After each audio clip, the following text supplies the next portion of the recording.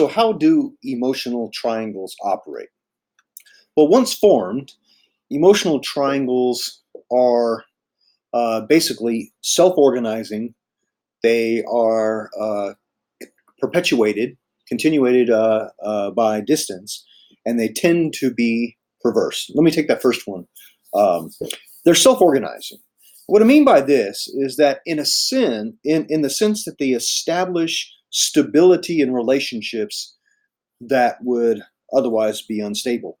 So when you have one of the components, you think in the last video I talked about a mother, a father, and a child. These are the three components of the triangle, three parts.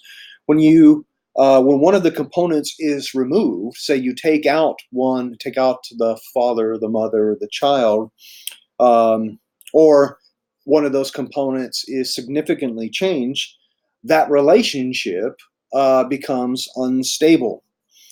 Now, the emotional triangle tends to resist such change. Remember, it establishes particular patterns of behavior and understanding, and each component, each person has particular roles, and so the triangle will resist that change.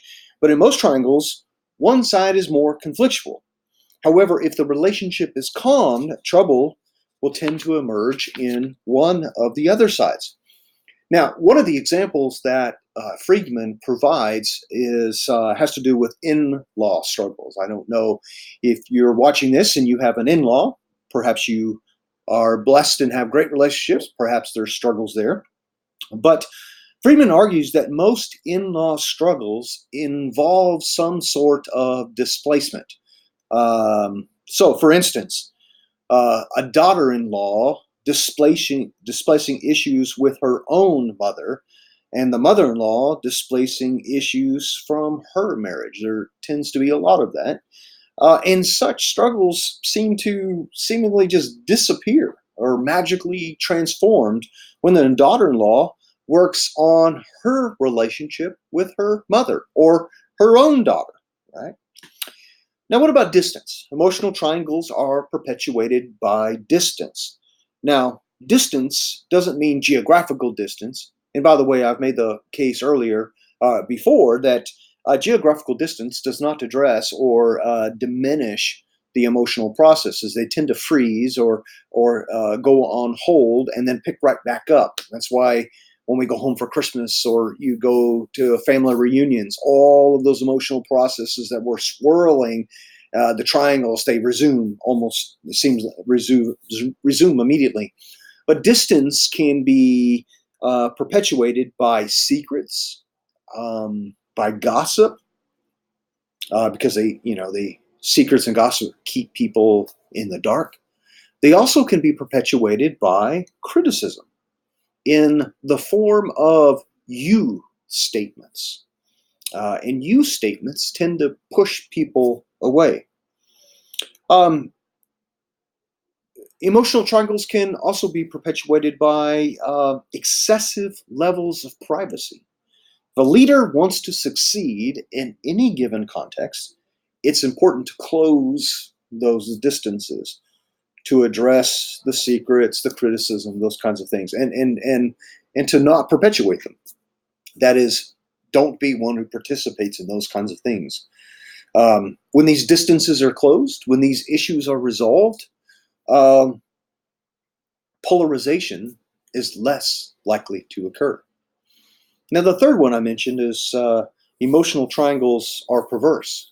What I mean by that is this: the more that one of the parties in an emotional triangle, one of the components in the emotional triangle, works to change the relationship between the other two, we all know people like that, I imagine, the more likely that their relationship will become even more stronger. Okay, let me say that again.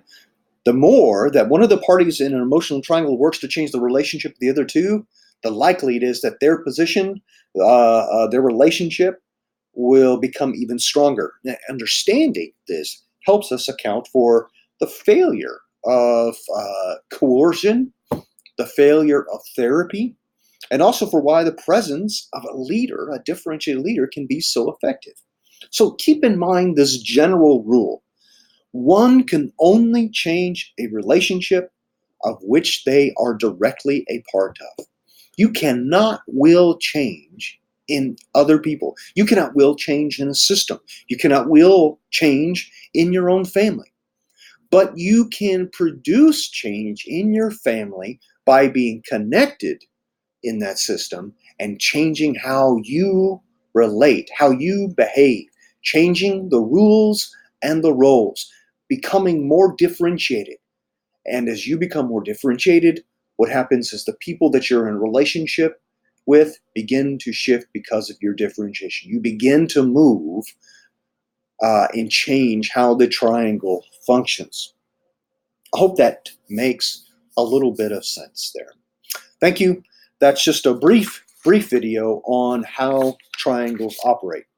I would encourage you to Google triangles, Bowenian triangles, and there's so much more out there on this, but here we're just skimming the surface. Thank you so much.